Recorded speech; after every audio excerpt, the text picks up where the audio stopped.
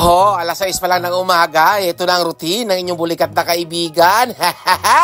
Dahil nga first day ng school, kaya naman busy-busy ang inyong bulikat na kaibigan sa paghahanda ng mga gagamitin ng ating anak sa pagpasok.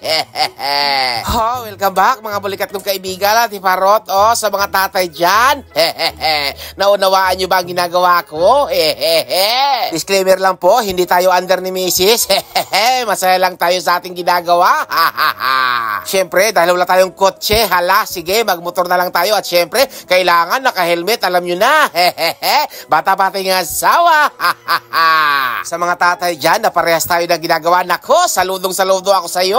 Iilan na lang tayong ganitong mga tatay, kaya naman kailangan natin magparami.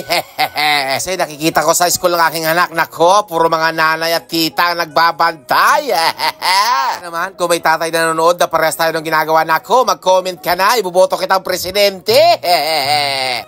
Kanina ka pa dyan nanonood, nandito na ako sa school, malapit ang matapos tong video ko, kaya naman, i-follow mo na ako, kaibigan. At pagkatapos ko ang ihatid ang aking bunsuan, ako naman ay papasok sa aking trabaho, diba, hectic ang schedule ng inyong bulikat na kaibigan.